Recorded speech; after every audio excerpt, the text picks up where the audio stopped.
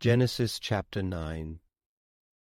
So Elohim blessed Noah and his sons, and made them understand, Be fruitful then, and multiply, and fill the earth too by and by. The fear of you, your dread as well, shall be on earthly beast.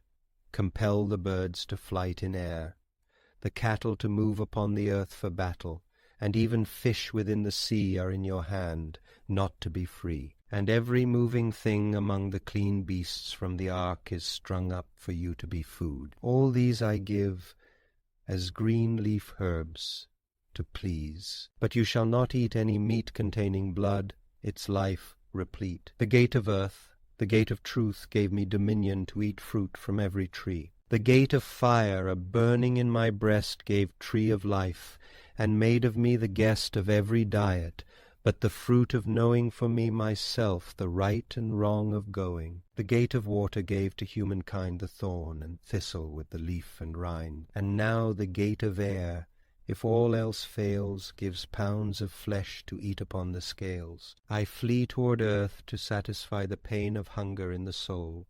In truth I gain a nut meat sweeter than I dreamed in air to find you, my beloved, abiding there. Surely for your lifeblood I will demand a reckoning, and still from every beast I shall require it, and from the hand of man desire it, and from the brother of each one I shall require the life when done. Whoever sheds man's blood, by man his blood shall be shed.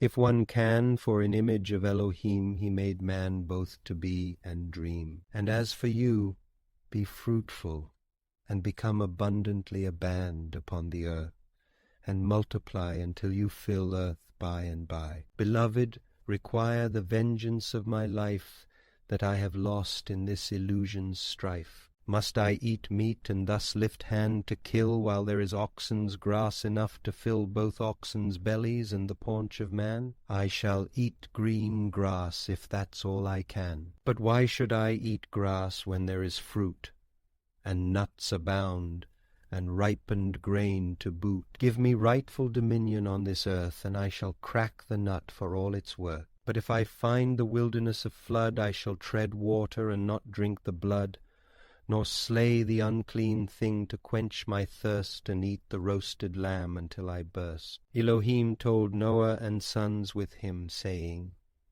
And as for me, indeed I form, and without guns, my pact with you, your progeny, and every living creature here, the birds, the cattle, every beast that walks the earth, or does appear, that go out of the ark from least to greatest. Thus I make my pact with you now. I shall not cut off anyhow. All flesh again by means of flood of water, rain or hail or mud.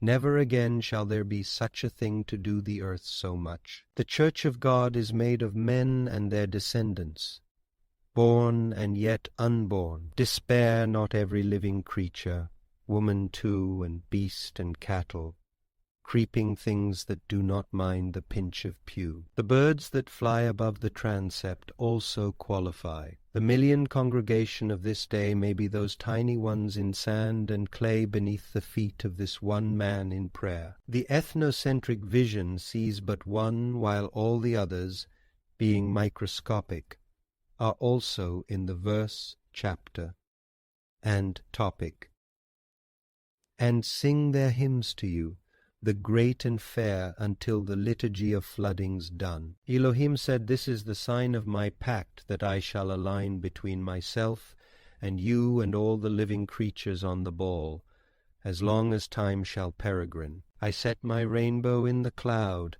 a sign that speaks as though aloud of covenant twixt earth and me. It shall be always there to see when I bring clouds over the land. The rainbow makes you understand, and shall be seen there in the cloud. And I shall bring to mind my pact between myself and you, in fact, with every living creature here, that waters shall no more appear, a flood destroying all things dear.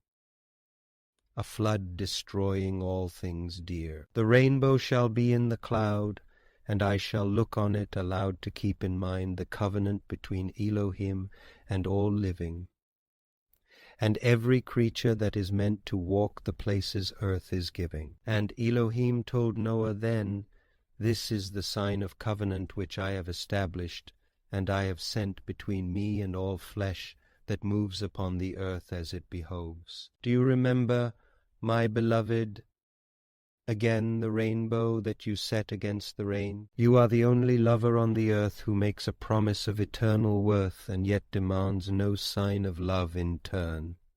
Such love is yours that it must always yearn, and yearn still, though no sign is ever seen that any loves you in the hours between. You set the bow, though every eye turns back and looks for satisfaction in the lack. Your constant whispered memory goes on creating rainbows through the night till dawn. Without conditions you come bearing love, such as my simple soul fails dreaming of. Now Noah's sons who came out of the ark were Shem and hand in glove both Ham and Japheth. Ham's son's name was Canaan. These 3 true sons came, and from these the whole world were born. And Noah then began to be a man of the ground, could mean farmer or then religious chief alarmer. He planted there a vineyard or believing congregation for himself and family. Then he drank the wine, perhaps, of ecstasy, and having drunk the wine he sank down in a state where you could see him,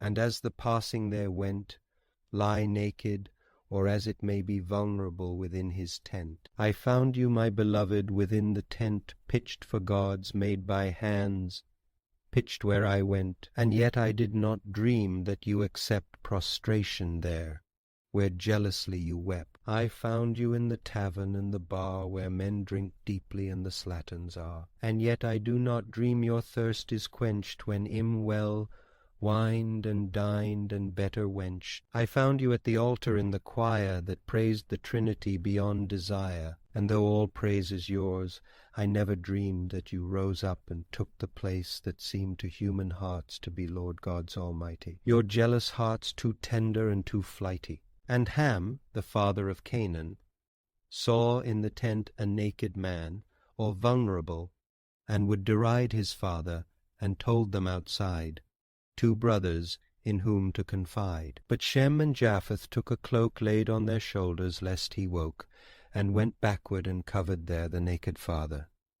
Not aware, they came with faces turned away, and did not see their father's shame.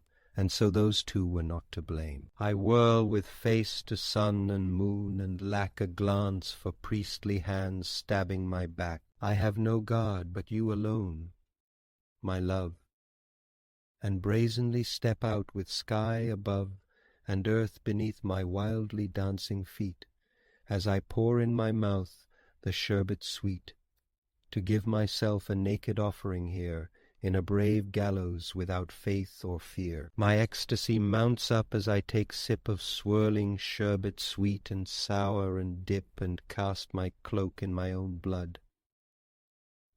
As I fall down to earth when all my senses die, naked and vulnerable, I lie upon the gallows floor, unconscious of the dawn. So Noah woke from ecstasy or wine, and knew who had made free with him, his son, the youngest one. Then he said, Cursed be Canaan, son of Ham.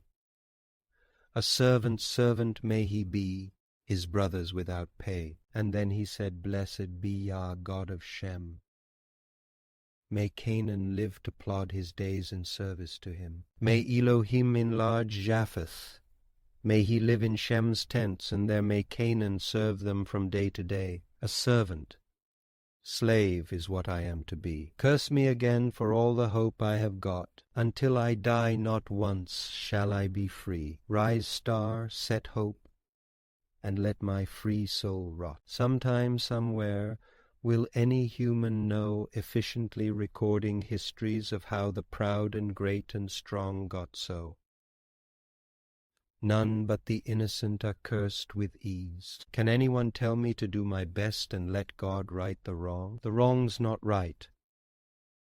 not long as I must work and have no rest. All cursed ones go into eternal night. Alone the innocent are cursed and tried. None but the innocent are crucified. And Noah lived after the flood 350 years by blood. So all the days of Noah were 950 years astir, and then he died. New world in bud,